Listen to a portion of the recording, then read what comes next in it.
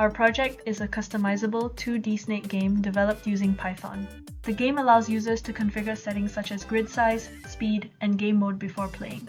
Through this project, we demonstrate our understanding of basic Python concepts including variables, loops, conditional statements, functions, and user input handling. I will be explaining the settings page of our snake game. When the program starts, a graphical user interface is displayed using Tinkinter. This page allows the user to customize how the game will run before it begins. The user can select the grid size, the speed of the game, and the game mode. These selections are stored as variables. When the start button is clicked, the selected values are passed as arguments to the main game function. The settings window then closes, and the game starts using the chosen configuration. The settings page of the Snake Game project serves as the initialization hub where players configure gameplay parameters before launching the Pygame window. Built entirely using Tinkinter, this interface provides a lightweight and responsive user experience while integrating seamlessly with Python's standard GUI libraries. One of its core features is the grid configuration panel, allowing users to select the grid width and height from predefined ranges such as 20, 24, 30, 36, and 40 cells. This feature directly influences gameplay scale, difficulty, and visual density. Accompanying the grid selection is the gameplay panel, which includes an adjustable speed (FPS) slider. This real-time readout reflects changes instantly and determines the snake's movement speed inside the arena, giving players granular control over challenge pacing. Beyond size and speed, the most distinctive configuration lies in the mode selector, offering 4 tailored experiences: easy, mid, hard, and auto. Easy mode enables wraparound movement, removing border collision and making it suitable for beginners. Mid mode introduces walls, creating risk at the boundaries. Hard mode adds randomly generated obstacles covering approximately 3% of the grid to significantly increase difficulty. Auto mode activates the robot player, showcasing the project's BFS-driven AI behavior. The retro-themed styling reinforces the nostalgic aesthetic of classic Snake, but enhanced through modern UI polish, including themed colors, styled labels, and custom buttons. The interface also enhances accessibility with intuitive controls. Pressing enter immediately starts the game, while escape exits. When the start button is activated, Tinkinter gracefully terminates and transitions into the Pygame-powered gameplay window by passing all user-defined settings into the core engine. This separation of UI and game logic makes the application modular, maintainable, and easy to extend. Whether adjusting difficulty or experimenting with grid dimensions, the settings page provides a structured, engaging, and flexible gateway into the Snake game. I will explain how the game works in user control mode. After the settings are selected, the game initializes the snake, food, and score. The program then enters a continuous loop known as the game loop. During each loop iteration, the program reads keyboard input from the user, updates the snake's position, checks for collisions, updates the score if food is eaten. Conditional statements are used to determine whether the game should continue or end. The screen is refreshed in each loop to display the updated game state. The user-player mode centers on real-time control and smooth responsiveness implemented through Pygame's event loop. User commands are detected via keydown events, supporting both WASD and arrow keys to cater to different player preferences. A critical safety feature of the controls is the prevention of instantaneous 180-degree turns, which avoids accidental self-collision by checking whether the new direction is directly opposite of the current direction. This validation mechanism ensures a fair and predictable movement system. The gameplay loop follows a structured sequence: event capture, state update, collision checking, and drawing.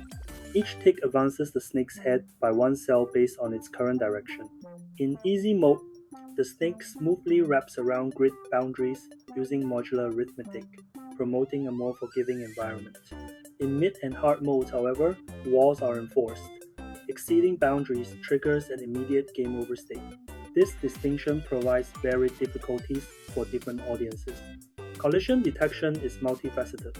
The snake checks for impact with its own body, which ends the game, reinforcing strategic planning in movement.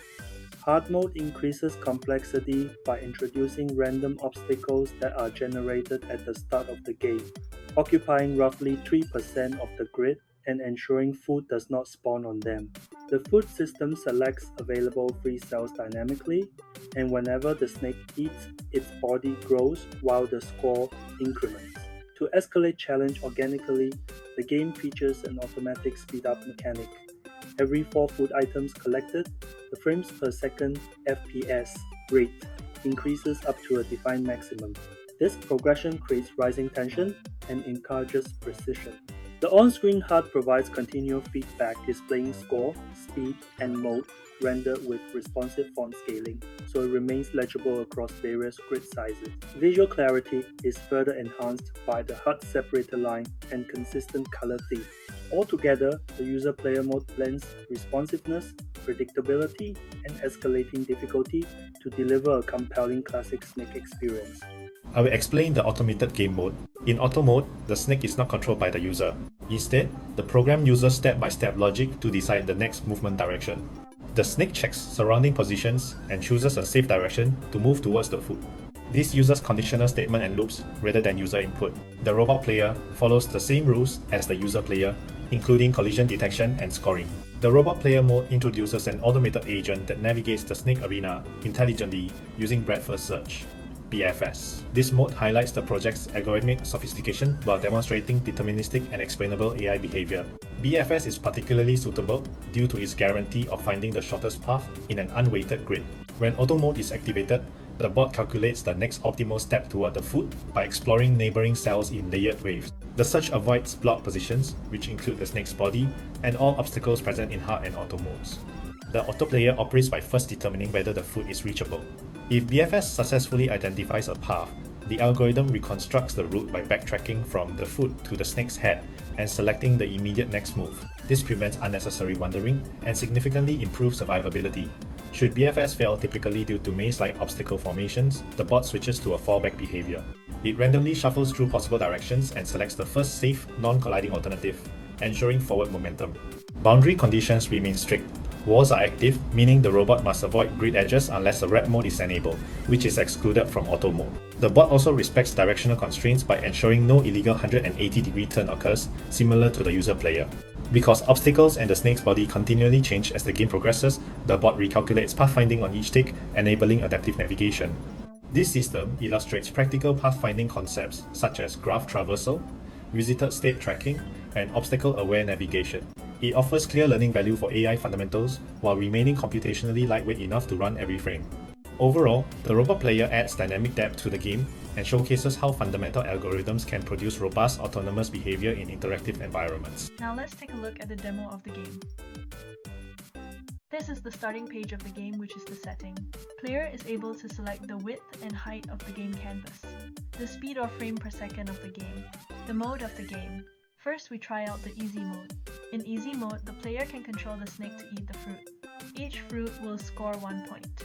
The snake length will increase by 1 for every fruit eaten. The snake is able to wrap around the canvas, appearing at the opposite ends. The game ends when the snake head hits onto its own body. When the game ends, the player hit on escape key to return back to the starting page. Next, we try the mid mode. In mid mode, there is wall which the snake need to avoid. The game ends when the snake head hits the wall or hits onto its own body.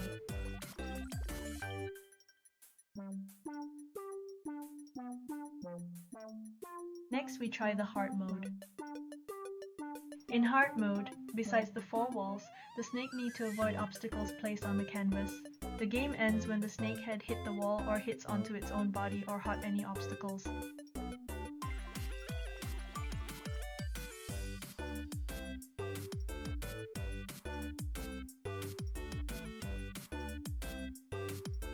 Finally, we try the auto mode.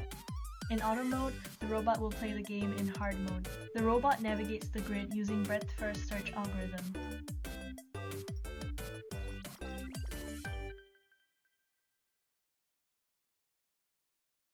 This is the end of our presentation and demo. Hope you have enjoyed playing our game.